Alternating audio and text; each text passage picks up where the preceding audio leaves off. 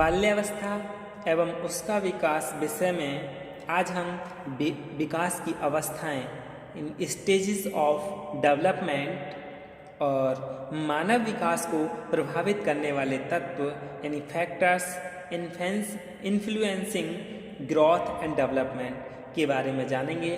तो सबसे पहले हम मानव विकास को प्रभावित करने वाले तत्वों के बारे में जान लें, उसके बाद विकास की अवस्थाओं के बारे में जानेंगे। तो मानव विकास क्रम को प्रभावित करने वाले अनेक तत्व होते हैं। पहला है वंशानुक्रम यानी हेरिडिटी। बालक के विकास वंशानुक्रम से उपलब्ध गुण एवं क्षमताओं पर निर्भर करता है।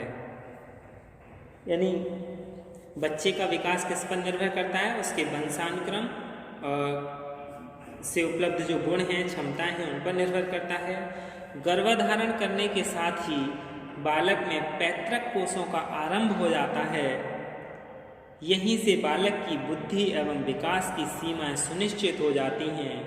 ये पैतृक गुण पीढ़ी दर पीढ़ी ट्रांसफर यानी हस्तांतरित होते रहते हैं। बालक के कद, आकृति, बुद्धि, चरित्र, इन सभी को वंशानुक्रम संबंधी विशेषताएं जो हैं वो प्रभावित करती हैं। चरित्रहीन माता पिता के बालक चरित्रहीन ही होते हैं। ये अधिकतर रिसर्चों के आधार पर निष्कर्ष निकाला गया है कि जिनके माता पिता चरित्रहीन हैं वो बच्चे भी अवश्य ही चरित्रहीन होंगे। फिर है वातावरण यानी मानव विकास को प्रभावित करने वाले तत्वों में दूसरा क्या है? वातावरण यानी इन्वायरमेंट। वातावरण भी बालक के विकास को प्रभावित करने वाला क्या है? एक कंटेंट यानी तत्व है।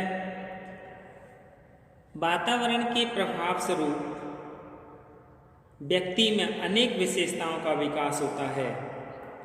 शैशवावस्था से ही बालक को प्रभावित करने लगता है।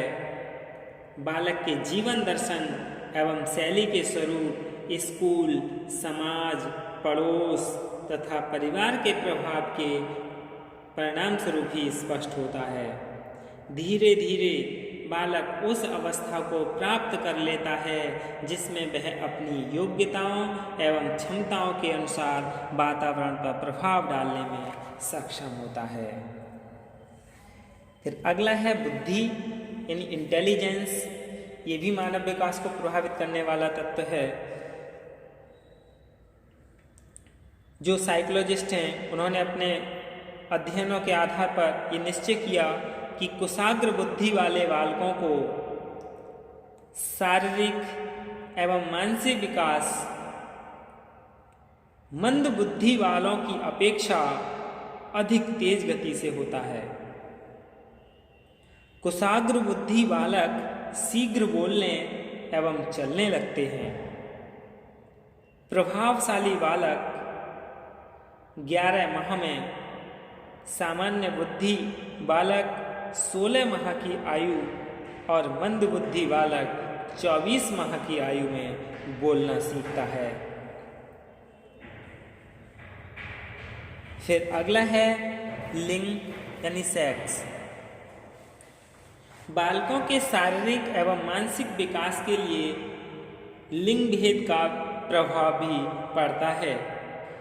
जन्म के समय बालकों का आकार बड़ा होता है, लेकिन बाद में बालिकाओं में शारीरिक विकास की गति तीव्र होती है। इसी प्रकार बालिकाओं में मानसिक एवं यौन परिपक्वता बालकों से पहले आ जाती है। फिर है अंतःस्रावी ग्रंथियां यानी एंडोक्राइन ग्लैंड्स। बालक के शरीर में अनेक अंतःस्रावी ग्रंथियां होती हैं, जिनमें से विशेष प्रकार के रस का स्राव होता है। यही रस बालक के विकास को प्रभावित करता है। यदि ये ग्रंथियां रस का स्राव ठीक प्रकार से ना करें तो बालक का विकास रुक जाता है, यानी अवरुद्ध हो जाता है। जैसे थायराइड ग्रंथि, यानी जिसे गल ग्रंथि भी बोलते हैं, से स्रावित इस थायरॉक्सिन बालक के कद को प्रभावित करती है। इसके स्रावित न होने से बालक बौना रहता है। फिर है जन्म क्रम, यानी बर्थ ऑर्डर। इसका भी बालक यानी मनुष्य के विकास पर प्रभाव पड़ता है। बर्थ ऑर्डर से बालक के विकास पर परिवार में जन्म क्रम पर प्रभाव भी पड़ता है। अध्ययनों से यह पता चला है कि परिवार में जन्म लेने वाले प्रथम बालक की अपेक्षा दूसरे तीसरे बालक का विकास तेज गति से होता है। इसका कारण क्या है कि बाद के बालक अपने से पूर्व जन्मे बालकों से अनुकरण द्वारा अनेक बातें शीघ्र सीख लेते हैं। और ये रिसर्च जैसे आप खुद समझ सकते हैं, स्वामी विवेकानंद कई नंबर के थे, अटल बिहारी वाजपेयी 5वें 6ठे नंबर के थे, APJ अब्दुल कलाम या और जितने भी महापुरुष हैं उन सभी का जन्म यानी जो चौथे 5वें क्रम में हुआ था, उनका बुद्धि का विकास बहुत तीव्र गति से हुआ था। फिर है भयंकर रोग एवं चोट, सीरियस डिसीज एंड इंजीरियस। भयंकर रोग एवं चोट बालक के विकास में बाधा पैदा करते हैं। लंबी बीमारियों के कारण बालक का शारीरिक विकास अवरुद्ध हो जाता है।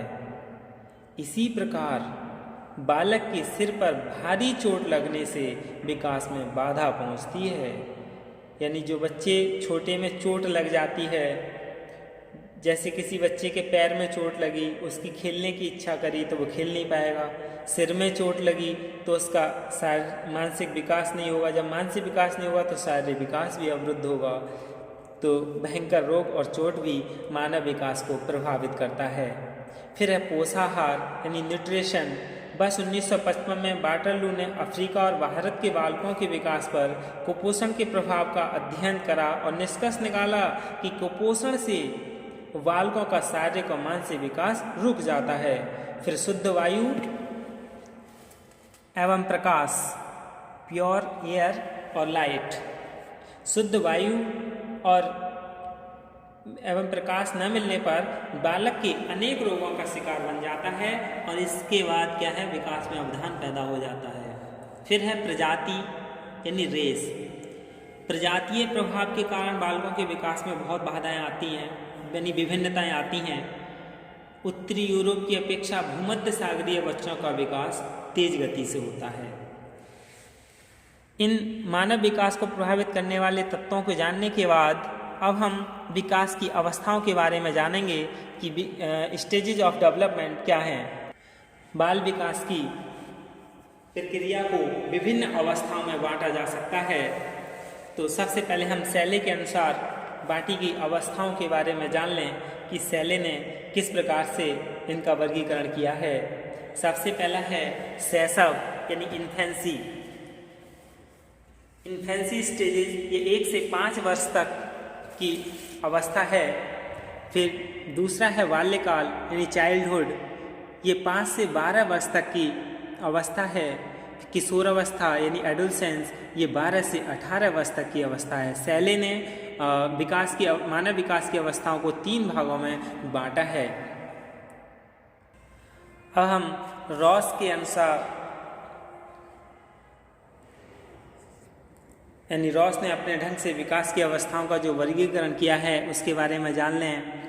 शैशव यानी इन्फेंसी 1 से 3 वर्ष तक, आरंभिक बाल्यकाल यानी अर्ली चाइल्डहुड ये 3 से 6 वर्ष तक बताया।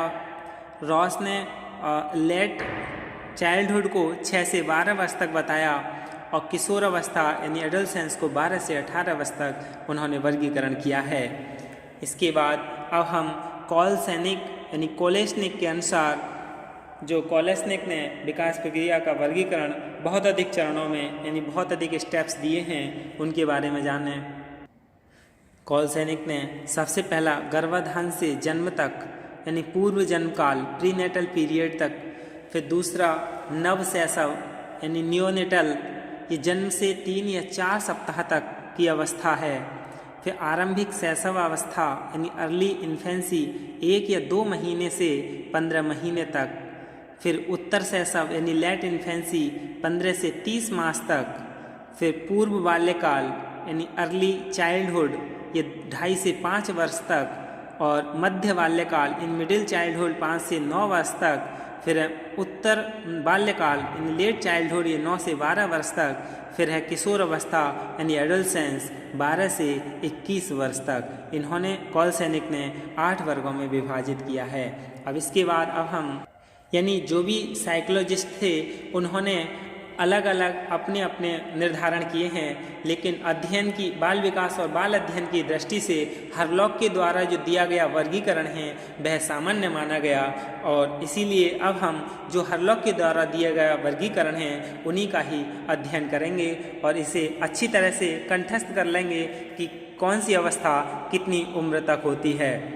जैसे गर्भावस्था प्रीनेटल पीरियड गर्भधान से जन्म तक, शैशवावस्था यानी इन्फेंसी स्टेजेस ये जन्म से 2 सप्ताह तक होती है, बचपनावस्था यानी बेबीहुड 3रे सप्ताह से 2 वर्ष तक, और पूर्व बाल्यावस्था यानी अर्ली चाइल्डहुड 3रे वर्ष से 6 वर्ष तक, फिर उत्तर बाल्यावस्था यानी लेट चाइल्डहुड 7वें वर्ष से 12 वर्ष तक, फिर वयसंधि यानी प्यूबर्टी 12 वर्ष से 14 वर्ष तक, फिर पूर्व किशोर अवस्था यानी अर्ली एडोलसेंस ये 13 से 17 वर्ष तक, फिर लेट एडोलसेंस यानी उत्तर किशोर अवस्था 18 से 21 वर्ष तक, फिर प्रौढ़ावस्था यानी एडल्टहुड 21 से 40 वर्ष तक, मध्यावस्था 41 वर्ष से 60 वर्ष तक, और वृद्धावस्था 60 वर्ष के बाद यानी 60 वर्ष के बाद जो मृत्यु तक है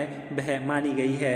तो ये जो हरलॉक के द्वारा दिया गया वर्गीकरण है यही सर्वमान्य वर्गीकरण है, और इसी के आधार पर ही हम बाल विकास का अध्ययन करेंगे कि इस अवस्था में किस तरीके से विकास होता है। और विकास हम मानसिक, शारीरिक और संवेगात्मक इन सभी जो क्षेत्र पढ़े थे उनका इसी पर प्रत्येक का अलग अलग जानेंगे। धन्यवाद।